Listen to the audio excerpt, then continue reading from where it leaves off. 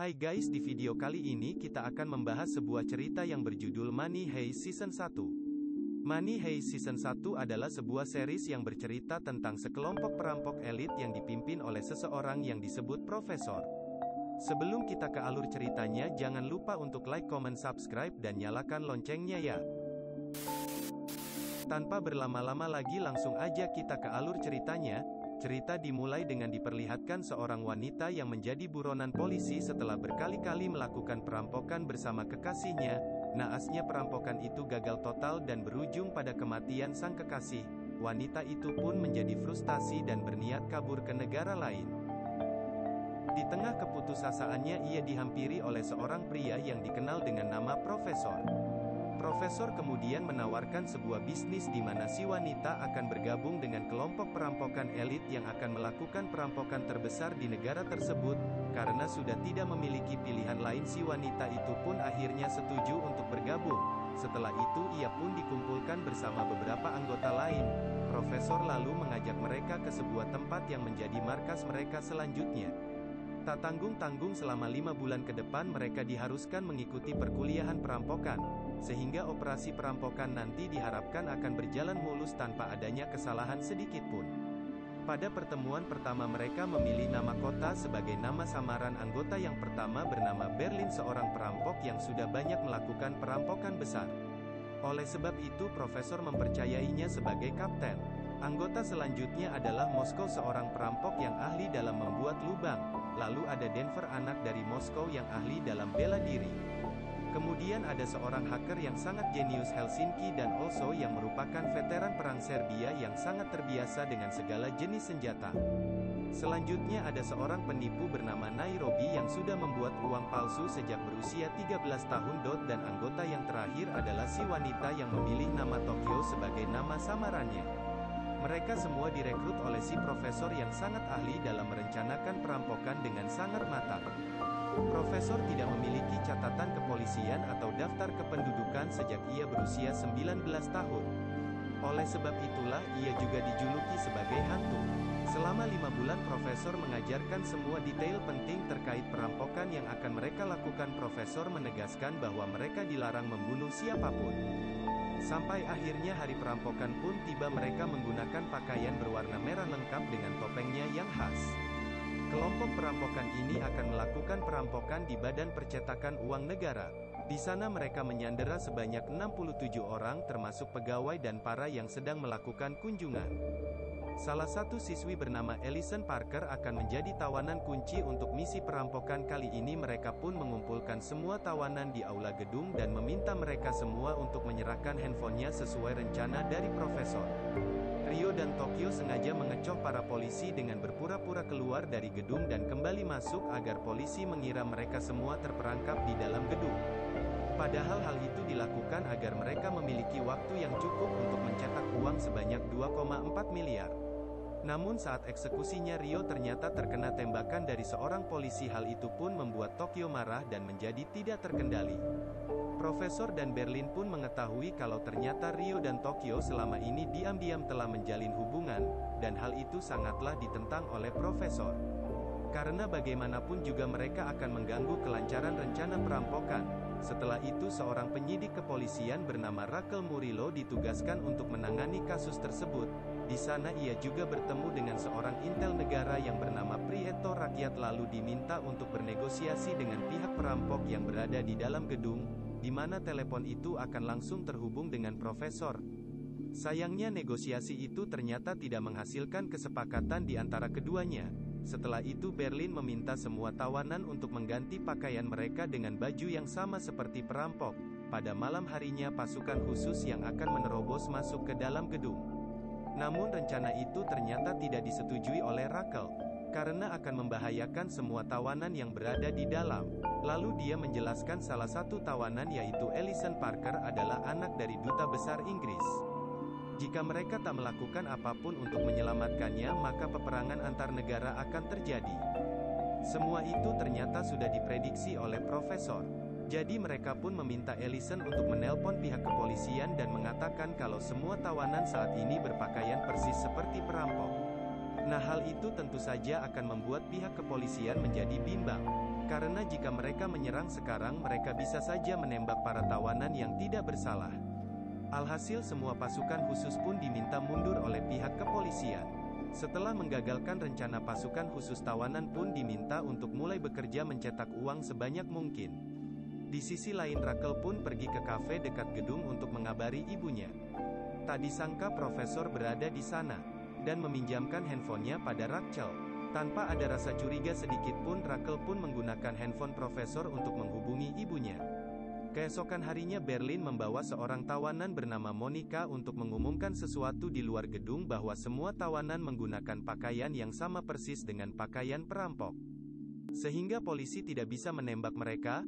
Monica mengumumkan kalau ada 67 sandera di dalam gedung dalam keadaan baik-baik saja. Setelah itu mereka pun kembali masuk ke dalam gedung. Beberapa tawanan pria kemudian diminta untuk membuat lubang sesuai dengan arahan dari Moskow, sedangkan beberapa dari mereka juga diberikan kesempatan untuk membuat sebuah video untuk keluarganya. Nah, khusus untuk Ellison, ia dijaga langsung oleh Rio. Namun perhatian Rio pada Ellison ternyata membuat Tokyo cemburu. Saat mereka sedang berdebat, Ellison tiba-tiba mengaktifkan handphonenya. Polisi yang berada di luar langsung menangkap sinyal dari Ellison dan menyadap handphonenya. Dari kamera handphone tersebut, polisi bisa merekam apa yang sedang terjadi di dalam gedung. Rio yang melihat hal itu langsung merebut handphone tersebut dan dilemparkan keluar gedung. Sayangnya dari rekaman tersebut polisi berhasil mengidentifikasi wajah Rio dan melihat beberapa hal di dalam gedung. Dengan informasi itu, Rakel pun kembali menghubungi profesor dan mengatakan kalau mereka telah mengidentifikasi wajah dari salah satu perampok.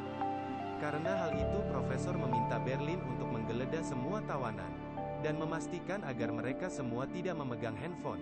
Setelah itu para tawanan diberikan makanan untuk masing-masing orang. Pada saat itu seorang tawanan bernama Arturo berkata pada Monica kalau ia memiliki handphone di jaketnya yang berada di dalam ruangan kerjanya.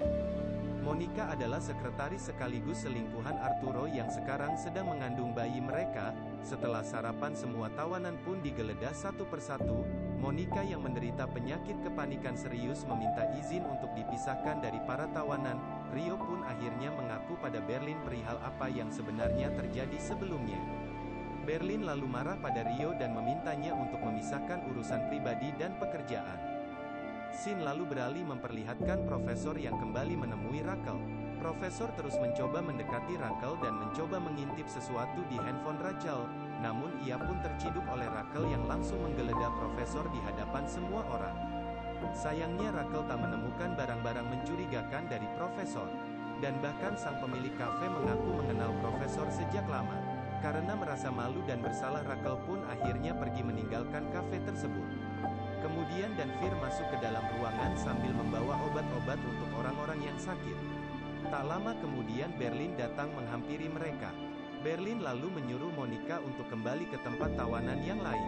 Di sisi lain, Tokyo juga melihat Rio yang baru habis dipukuli oleh Helsinki.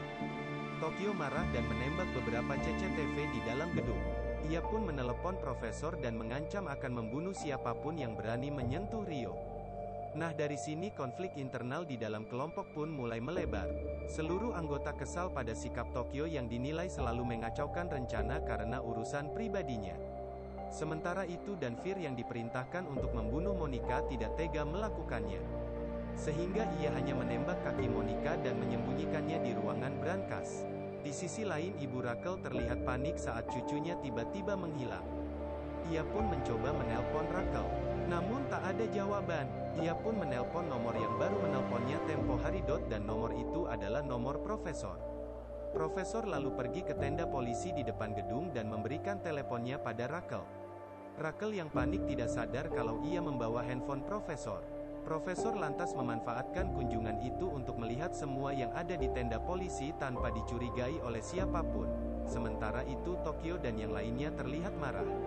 Ketika mengetahui kalau Berlin telah menyuruh Denver untuk membunuh salah satu tawanan, mereka kecewa karena Denver telah melanggar peraturan yang dibuat oleh profesor. Bahkan Moskow yang mendengar hal itu juga langsung terkena serangan jantung. Ia merasa menyesal karena membiarkan putranya menjadi seorang pembunuh. Saat sampai di rumahnya, Rahel melihat anaknya baru saja pulang bersama mantan suaminya. Ia pun sangat marah karena takut mantan suaminya akan melakukan sesuatu yang tidak baik pada putri mereka.